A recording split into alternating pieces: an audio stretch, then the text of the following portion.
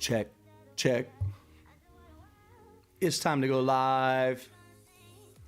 Let's go.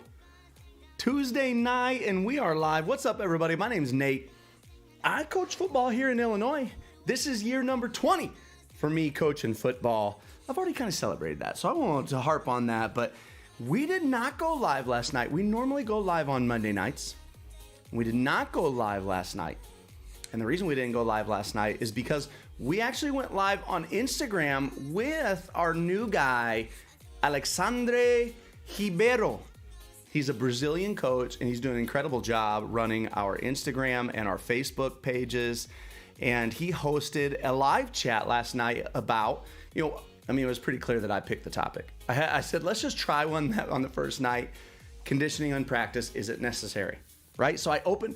What was cool is that he had Instagram and he was hosting, he could let people come in. So like I got to come in and the screen split and chat. My dad jumped in and gave his thought from like his days of coaching. George Adams came in and shared from MRA, which is like they're state champs in like everything in Mississippi. And then one of his buddies from Brazil came on and chatted with him. And so it was really cool just to see that split screen. Everybody got to chime in on their thoughts in conditioning and practice. And it was a great conversation. And it was a really cool format. It's different than like this live format. So I like it. I feel like we are going to follow through with that and keep going with that in the sense that when we go live, Monday nights will be for Instagram. It's a little earlier, 6, so that our guys, because now we got a little crew of guys following from Brazil. So what's up, everybody? All of our international audience, what's up? Glad to have you. So we'll host at 6 p.m. Central for the Instagram Live. So if you don't follow us yet on Instagram, get over to Instagram and follow us. Hey, check in, guys. Welcome to the live show tonight. Tonight we've got a cool one because our guest is from Germany, a young coach there, a young female strength training coach, and she is really good at what she does. I think you guys are going to like her. I just stumbled across her stuff on Twitter. And on Twitter, I see this video, and she's training this little girl. I thought, in my mind, I thought that girl's like 8 to 10. This is little girl. It turns out she was 9. And she's training her how to power clean. Her power clean and jerk are like perfection. Tiny little weights, like 5-pound weights, like nothing, but it's perfection. And I've always thought this was incredible, right? So even with our own high school team right now, my son is on the upper end of guys that can power clean. And I'm sure part of it because he's naturally very gifted, strong. The other part is because he grew up with me as a dad, and as a 7th grader, right, here we go, we're doing cleans, we're doing them properly, so his technique is good, right? I mean, his technique is better than most of his teammates, if not all of his teammates, right? That makes a huge difference. And so when I see these little kids out there cleaning, I get excited to see it. Like I got a little daughter who's 7, about to turn 8. And when I saw this video today, I thought, okay, it's time to get my little one going. I just believe so much in those Olympic lifts and the technique of it and the hip flexion and the explosiveness within the clean and the jerk. And I just believe in it so much, man. And the balance, the core strength it takes to stabilize that weight above your head. Todd McDonald in the house. What's up, Todd? I know your daughter, a itty bitty thing, was a power lifter, right? Let the guys know, man, what you felt like powerlifting did for your daughter. Like maybe it was within her own confidence, but I mean, I saw Todd McDonald's daughter clean and jerk, and it was like phenomenal technique. She's a little 100-pound, tiny little high school girl, but I felt like the powerlifting, the Olympic lift routine was so good for her. I just really liked it. If anybody else is just getting here, please check in. Let us know where you're watching from. We're live. We go live tonight, tomorrow night, and Thursday night, and then we're done for the month of March. We're going to play a little trivia tonight if we got any guys in the house, guys or gals. Tonight we're sponsored by the Coach Pad. No matter if you draw scout cards by hand or use a program on your computer, the Coach Pad will give you back time by never stuffing a binder again before heading out to practice. The first 13.3-inch electronic device allowing coaches to clearly display scout cards outdoors in the sun has been a game changer for programs this past fall and those currently playing across the country. I am really impressed by this Coach Pad, and I've the guy who owns it, Jason Kazar, I think he's a great dude. So I like that too. And a former coach, former football player at Kansas State. Coach Quiroga in the house. What's up, Coach Quiroga? I think you're going to like our guest tonight. So here's what we're going to do. We're going to have our guest on, and we're going to play some trivia, and we're going to call it a night. I think we'll be done right around 8:30. It's going to go fast and furious. So if anybody else is here, check in. Let us know where you're from. So tonight, with our guest, I had to pre-record it. Because she's from Germany. She works in Luxembourg. She lives right across the border in Germany, strength coach. And I had to pre-record it because it's like 2 a.m. there right now, right? So we pre-recorded this earlier today, and I'm going to play this video for you guys. And when we get back from this video, we'll play a little trivia call it a night. If anyone else gets in the chat during it, I'll be chatting in that chat so we can keep some conversation going while you guys meet this young lady. Her name is Elisabeth Oehler. Elisabeth Oehler. And you'll see how it's spelled, but that's my best pronunciation of her name. And I know it's a very American pronunciation, but that's my best shot. And I think I'm getting better and better at it. So let's go meet Miss Oehler. Okay, today's guest, we had to pre-record this because while we are live tonight, Elisabeth, say your name, Elisabeth Oehler. Elisabeth Oehler. Elisabeth Oehler will be sleeping because it'll be 2 a.m. in Germany. And that's where Elisabeth is from, Miss Oehler. And I came across her stuff on Twitter, and it happened to be she was training a super youngster, and that's what caught my eye. Right? So she doesn't just train youngsters, but she agreed to come on a quick little interview with me so that we could get to know her strength training. Let's kick things off. Tell us what you do and why strength training or training athletes is different in Germany than it would be here in America. Yeah. So thank you for reaching out. I'm always very happy when someone is not giving me backlash on teaching lifts to kids, especially primary school kids. And actually very, very happy when someone is interested in the work I do. I'm here from Germany, but at the moment I work in Luxembourg. Luxembourg is a very small country in the middle of Europe between Belgium, France, and Germany. I work as a consultant for the sports ministry there, and we try to establish a long-term athlete development program in the whole country, because sports in Europe, or especially in countries like Luxembourg or France or Germany, is a bit different than in the US or in the UK. So for example, in Germany, we don't have college sports and we don't have high school sports. So everything is private organized. So sports is basically run on like a volunteer coaching basis in Germany. And then we have high performance centers for specific sports. So for example, early specialization is quite a thing in Germany. I know that in the US, a lot of kids actually have the opportunity to do multiple sports. Here, that's very difficult to do because they don't do it at school. And they all have to commit to certain clubs that offer specific sports. And I'm very happy actually to work in a country now like Luxembourg that's very small and has a very limited talent pool, where we actually have to work to find like a talented athlete and then get him or her through the times until they hit maybe an elite level. So we don't really have masses. So we don't really have a lot of kids that are talented. And the whole coaching kids thing, that's like, I do that for fun because I want to have better athletes later.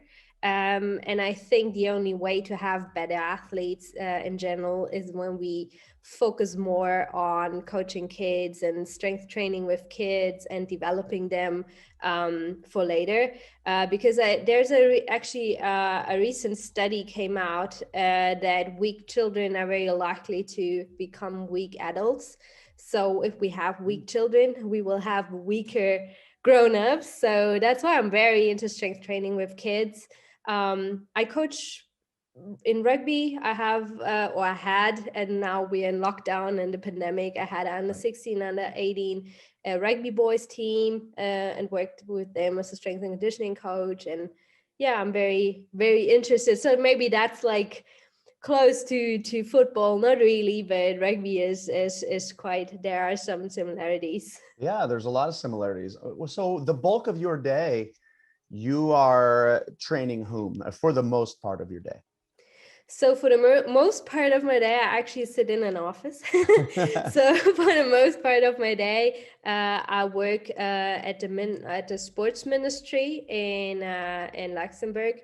So what I do the whole day is I do a lot of coaches education. So I give coaches education classes for the first steps of the long-term athlete development model that we have.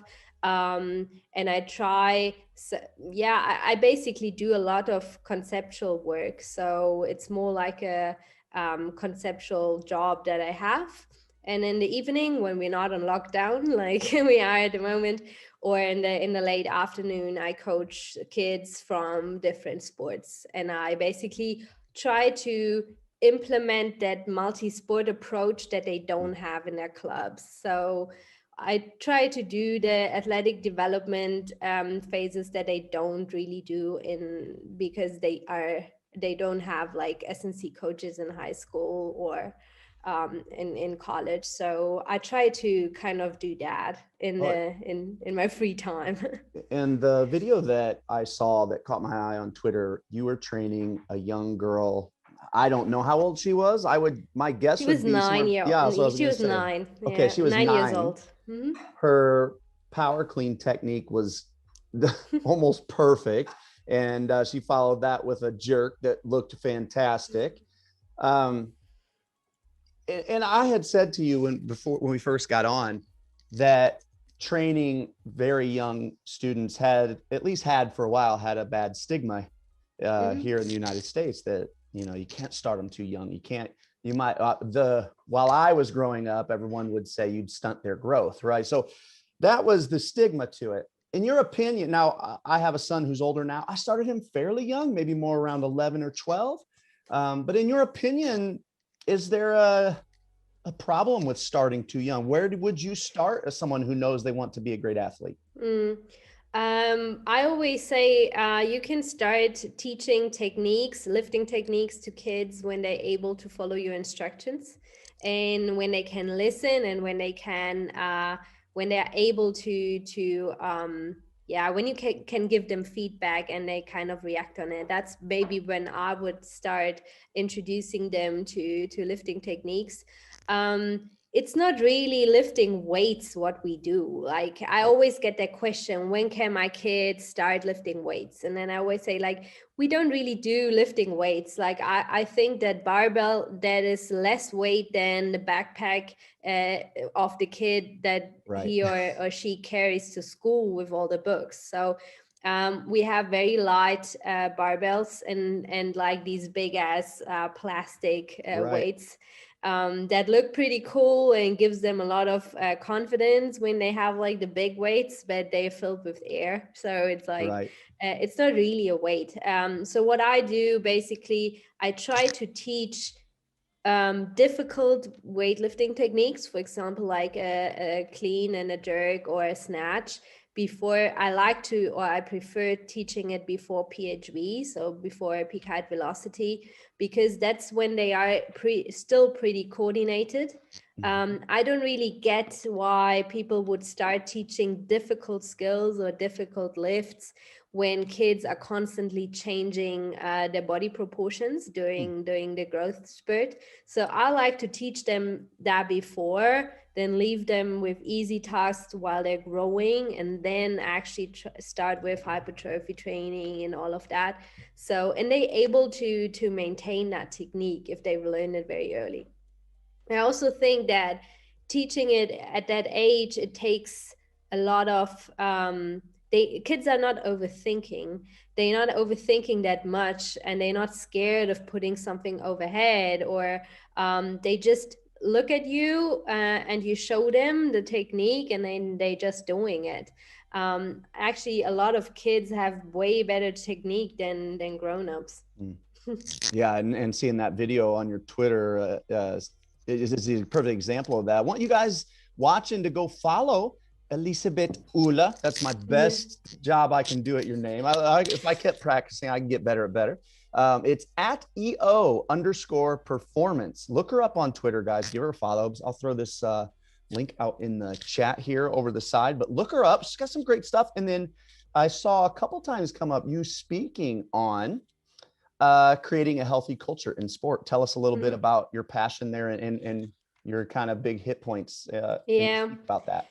It's actually so the whole so I worked for German weightlifting until end of last year. So I was the head of talent identification for the German Weightlifting Federation. So basically that's the German organization to compared to USA weightlifting. And we had in Germany and in general in Europe, we had a huge discussion. I think you had the same in the US with all the physical and sexual abuse in sports, especially in gymnastics. In Germany, we have, or at the moment, we have ongoing investigations in 4 different Olympic sports for national coaches being abusive. And so in 2018, I started to create a prevention program. I don't even know if prevention is the right word, but it was a program to cause awareness for what actually can happen in an environment where people are actively looking away when there's abuse, because the main reason why this happens, in my opinion, is because people think that that's part of the culture to suffer, and it's part of the culture to it's not that bad. Like I heard it actually a lot in organizations. They said it can't be that bad because the athletes are still performing well. And so I try to cause awareness about what can cause an unhealthy culture in a club or in an organization, and how we can avoid cases of sexual abuse and also physical and emotional abuse in sports. That's part of it's ongoing for the last 2 years. We did a lot of especially athlete empowerment and participation of athletes in organizations. That has changed the culture a lot, because it's more open, and athletes are not that scared of, for example, not getting nominated when they are speaking out against something. And so that's an ongoing process, and I'm trying to help clubs and organizations to be more open about such topics, because it's also it's not just the hard, it's like with a healthy culture, I don't just mean avoiding sexual abuse, like for example happened in USA gymnastics and British gymnastics and German gymnastics, and I think it was like 6 or 7 international federations that had these problems. It already starts with like emotional and physical abuse. For example, we have an ongoing case of athletes that are accusing their coach giving them painkillers without them knowing, and stuff like that. So I try to cause awareness that this is not it doesn't have to be part of the sport. Man, well, good for you. Well, it was great to meet you, Elisabeth. I'm scared to even try to say your name anymore, but I can't let myself be scared. So it was great to meet you. I love what you're up to. I love what you're doing. I hope that all you guys go follow her. That's at EO_performance on Twitter. Look her up.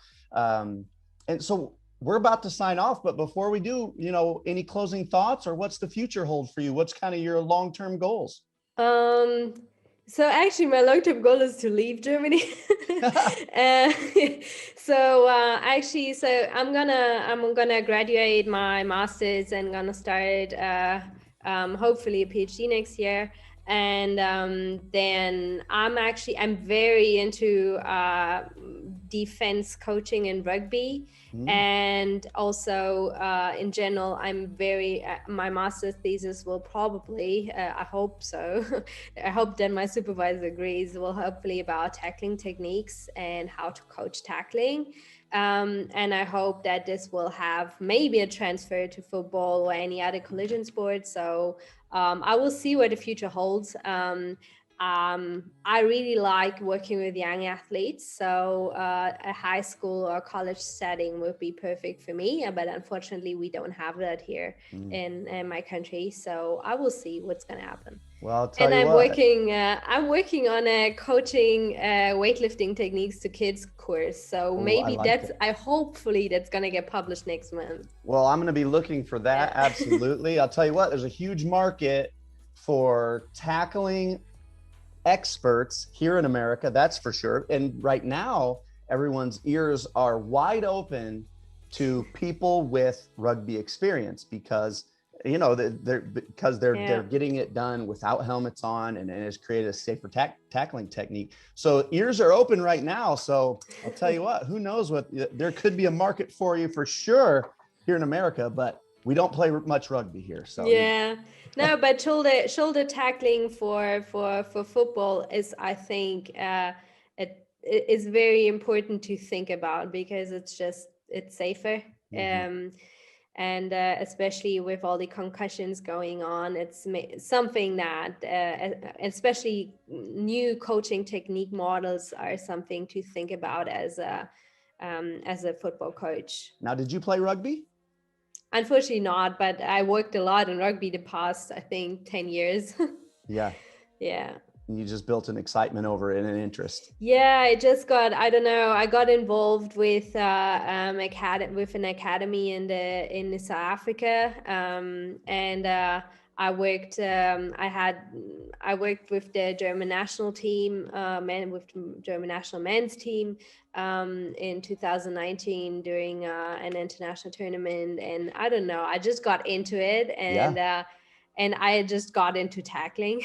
And I taught tackling to kids and under 16 and under 18s, and I don't know, it just developed. It just came. I'll tell you what, well, you fit in perfectly with a crew of American football coaches. I'll tell you that, right? You're excited about strength training and tackling. Yeah. I mean, you're our even though I don't look like that, even though everyone is always like, oh, are you the physio? And then I'm like, nah, I'm like a strength coach and I like tackling, and then always it's like, oh, you don't look like that. I know we all get this image in our mind what it should look like, right? Well, it was great to meet you, and I wish you all the best. I'll of course leave links to the show once it's up. I'll hit you with that in your DMs through Twitter. Guys, look her up. We will. I look forward to seeing you out and about, and I'm gonna be looking for that course. Yeah, I will publish that on my Twitter. Yes. Okay. We're all gonna be following. Thanks, Elisabeth. Great. Thank you. Good night. Good night.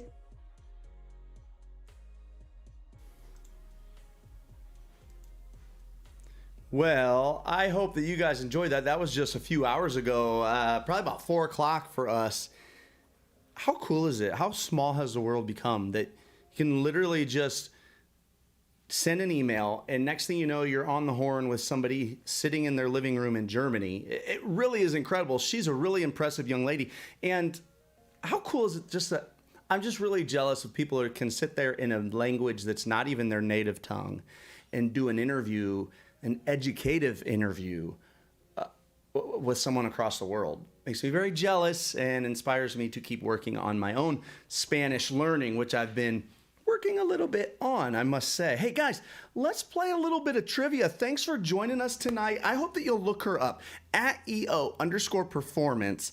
She thinks she's really good at what she's doing, and she's putting out like a course, as she said in that interview, on training young athletes, meaning like almost elementary schoolers. I just really like that idea. I feel like we could put that into elementary school PE, like that Olympic lift with whether it's PVC pipes, some of those what they call triple extension type movements. I feel like we could be doing that. I just get excited, especially when you watch like her young lady. I also want some of those weights that her young lady had. They're like 5-pound weights, 5 pounds, but they looked like what she called them. She called them big ass weights, and they do look legit, but they're 5 total pounds. I want those. That's what gets kids excited. Kyle Pettit in the house. Nice. Welcome, Coach. Glad to have you. Guys, let's play a little trivia, and then we'll call it a night. Thank you so much for joining me. Tomorrow night is Daniel McDonald talking about the 3 videos he just did for the online clinic. And McDonald he's an elite level defensive coach. probably everything, right? But he's known for being defensive at this point in his career. But and then Thursday night, we get to spend one last night with Jeff Williams out of Owatonna about his offense. We were going to talk pin and pull and his speed option with the pin and pull blocking being the same. Really incredible stuff. Let's go play a little trivia, and we'll call it a night. I think tonight's questions are really fun. Remember, for trivia, all you have to do is give an answer in the chat. Type the answer in the chat. First person with the correct answer in the chat puts their name on the scoreboard. Whoever is tied for the lead or has the lead at the end, their name goes onto the wheel for Thursday night with an opportunity to win $50 cash. Let's go play a little trivia. Here we go. Boys and girls, here we go. Question number 1. Did I even turn my mic on? Okay, good. Question 1. In the 1985 film, The Breakfast Club, why does Brian, he's the brain, that character right there you're seeing, claim that he has a fake ID? Who remembers? What? He says, why do you even have a fake ID? He gives a great answer, which turns out I heard that his answer was improv. The answer wasn't necessarily in the script. His answer was improv. Why does Brian say he has the fake ID? What a great character, by the way. Great movie. You know what's fun about this movie is that current high schoolers love this movie. Like, this movie is considered like iconic at this point. Current high schoolers, it's cool to be cool with this movie. Which is great. If you haven't seen it, you need to see The Breakfast Club. It really is pretty iconic and a fun watch. Who knows why Brian has the fake ID? Waiting to hear an answer. First answer. Who's it going to be? One of my favorite parts of this movie is when, because his name's Brian Johnson, is when the tough kid, the bad kid, puts the weed in his shorts. and then the principal comes in. He says, it's in Johnson's shorts. And the look on Brian Johnson's face. Why would you? All right. Does anybody know this? Or are we going to have to go on from this question as if nobody knows and go 0-0 for question 1? All right. If nobody knows, just put no, I don't know in the chat so I know. That's right, Oehler. He says, so that he could vote. Why do you even have a fake ID? So that I can vote. Duh, so I can vote. Medeiros on the board. Well done. Let's put you on the board here. Do you guys even remember that part, or had you forgotten all about it? Medeiros won. Thanks for joining us tonight, Oehler. I know it's late in Brazil. What city in Brazil do you live in, by the way, Oehler? Which city do you live in? Would love to know. Medeiros, you're on the board. Let's go to question number 2. Question number 2. There it is, so he can vote. Question 2. Can you name the 5 Great Lakes? No need to use the word lake. Can you name the 5 Great Lakes? Anybody in the house that can name the 5 Great Lakes? I'm not going to lie. I ripped off 4 of them like that. And then I was stumped on the 5th one, and I had to look. On the 5th one. I felt so bad. Oehler lives in Natal. I'm going to have to look that up on the map, where that is. Natal, Brazil.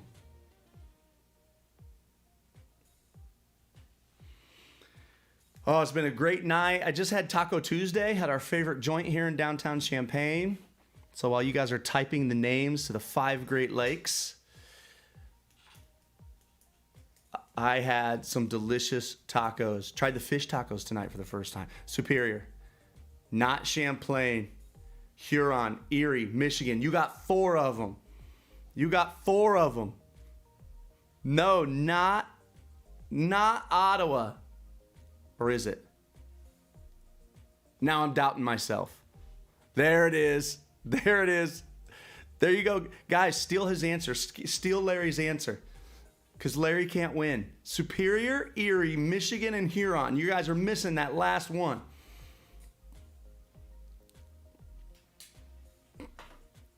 Superior, Erie, Michigan, Huron.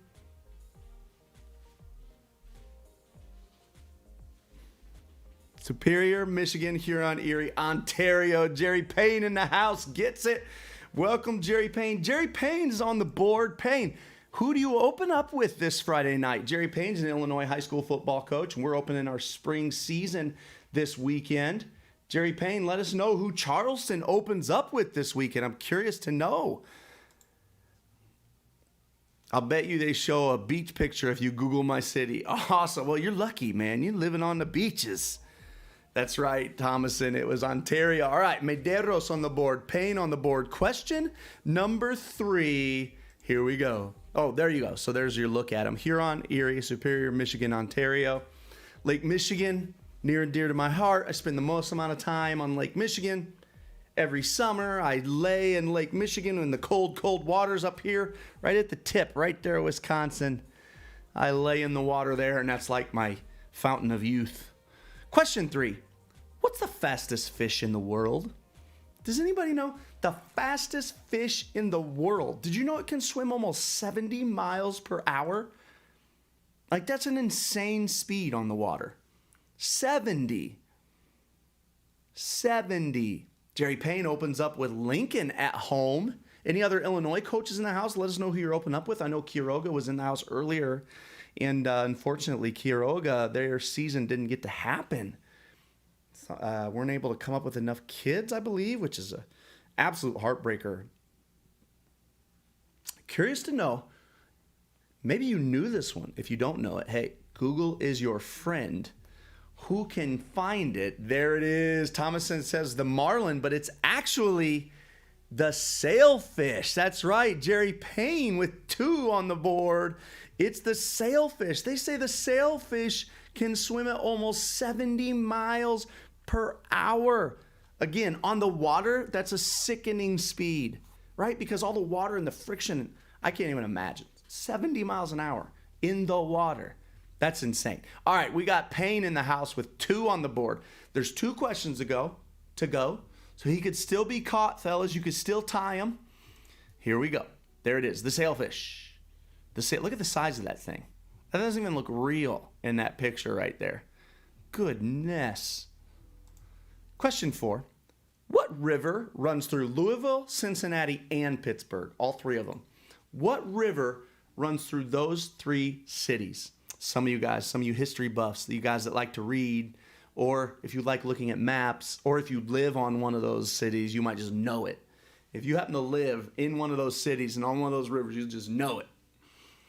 There's one river, though, that runs through those 3 main American cities. Louisville, Cincinnati, and Pittsburgh. That's right, Pettit. Pettit got it. It's the Ohio River. Pettit sneaks in just before Jerry Payne. Jerry Payne, you almost locked this thing down and put your name on the wheel alone tonight. But Pettit snuck in there and got you. How many T's are in there, Pettit? T-T-I-T.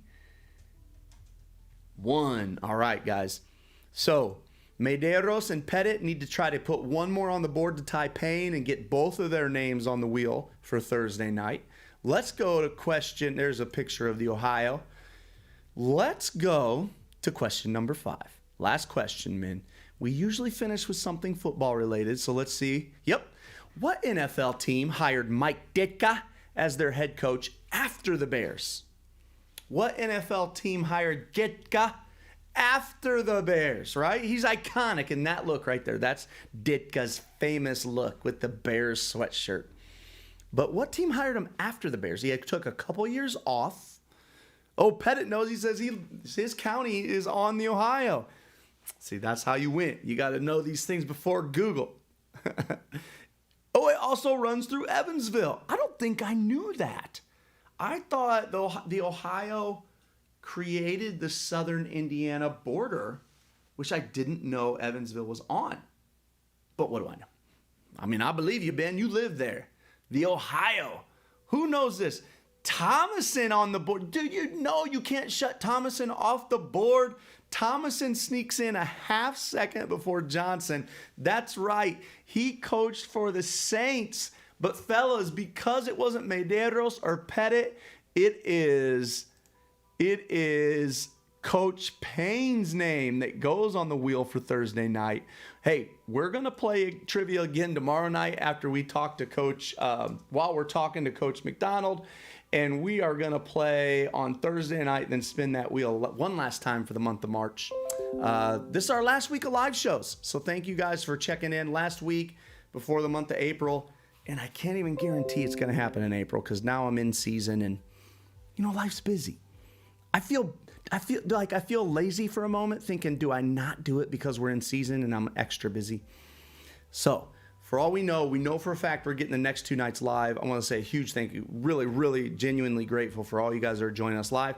Hope to see you tomorrow night when we chat with Coach McDonald, and hope to see you Thursday night as we spin that wheel. Huge thanks one last time to our sponsor, the Coach Pad.